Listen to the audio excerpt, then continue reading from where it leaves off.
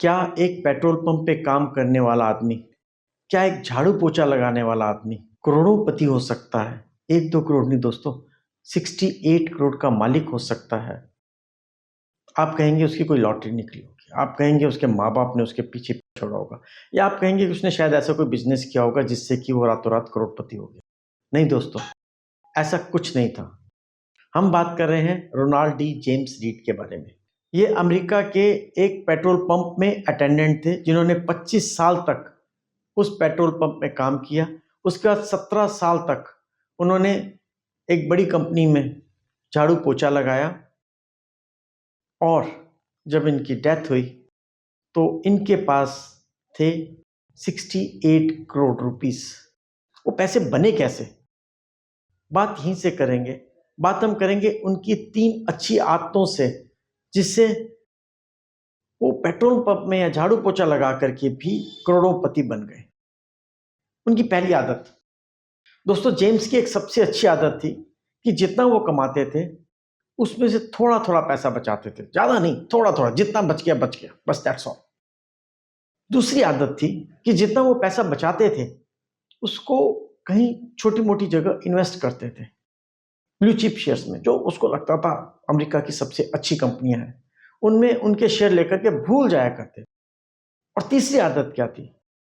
तीसरी आदत थी, उन्होंने कभी अपनी हैसियत से ज्यादा खर्चा नहीं किया। ऐसा नहीं कि उनके पास 50-60 करोड़ हो गया और उन्होंने उड़ाना शुरू कर दिया, ऐसा बिल्कुल नहीं किया दोस्तों।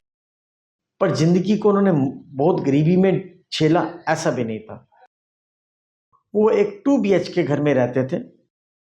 उनके पास टोयोटा यारिस कार थी और जब भी पार्टी करते थे तो छोटे मोटे होटल्स में करते थे। हिंदुस्तान के हिसाब से देखा जाए तो बीकानेर हल्दी वाला, जो मिडिल क्लास खाते हैं, हाइजीनिक है, अच्छे होटल्स हैं, उसी तरह की वहाँ की फूड चेन्स में वो खाना खाया करते थे। यही बात अगर आप समझ जाएं, आप कितना कमाते हैं वो इंपॉर्टेंट नहीं है दोस्तों। जितना आप कमाते हैं उसका 5-10% अगर आप अपने भविष्य के लिए बचा करके रख दें तो बहुत है आपको करोड़पति बनाने के लिए। पर पैसा बचाना नंबर 1, उसको ढंग की जगह इन्वेस्ट करना नंबर 2, और तीसरी चीज, आपने कभी अपनी हैसियत से, अपने चादर से पैर बाहर नहीं निकाला। अगर ये 3 आदतें आपको आ गई तो आपको अमीर बनाने से कोई नहीं रोक सकता। और इसका जीता जागता हुआ उदाहरण है हमारे रोनाल्ड डी जेम्स रेड। ज्यादा पढ़े लिखे नहीं थे, 10वीं पास थे। उनको मार्केट के बारे में कुछ भी नहीं पता था। उनको ये पता था ये कंपनी अच्छी है तो खरीदनी है, ये कंपनी बुरी है तो इससे दूर रहना है। ये आम आदमी कर सकता है, आप कैसे कर सकते हैं? आप बिस्किट किसका खाते हैं? जिस कंपनी का आपको बिस्किट सबसे अच्छा, मार्केट में सबसे अच्छा लगता है, आप उसका शेयर खरीद लो। आप गाड़ी आसपास देखिए, जौन सी कंपनी की गाड़ी आपको सबसे अच्छी लगती है, जिसको लगता है कि उसका फ्यूचर है, उसके शेयर खरीद लो। सिंपल तरीका है साहब।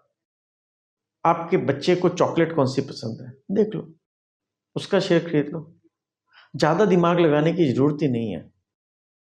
आपने घर में पेंट करना है, कौन सी कंपनी का पेंट सबसे अच्छा है, आप उसका खरीद लो, जिसका सबसे अच्छा बिकता है।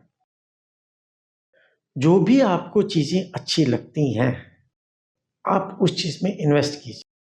जो चीज आपको समझ में आती है उस चीज में इन्वेस्ट कीजिए, लंबे समय तक इन्वेस्ट कीजिए। रोनाल्ड इसलिए बने क्योंकि उन्होंने 20 साल की उम्र से इन्वेस्ट करना शुरू किया था और 92 ईयर्स तक इन्वेस्ट करते रहे, 40-50 साल तक इन्वेस्ट किया, और इसलिए वो 68 करोड़ के मालिक बन गए।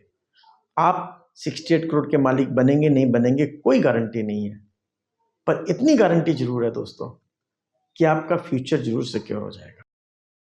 मेरा ये वीडियो बनाने का इरादा केवल एक छोटा सा है कि आप अपने आप में 3 चीजें जरूर लेकर के आए। डिसिप्लिन सेविंग, हर महीने थोड़ा थोड़ा सेव करना, पता भी नहीं चलना चाहिए उसका। अगर आपकी सैलरी 10,000 रुपये तो 500,000 रुपये सेव करने में कोई दिक्कत नहीं है। अगर आपकी सैलरी 1,00,000 रुपये तो 5-10 हज़ार सेव करने में कोई दिक्कत नहीं है। पहली चीज होगी डिसिप्लिन सेविंग।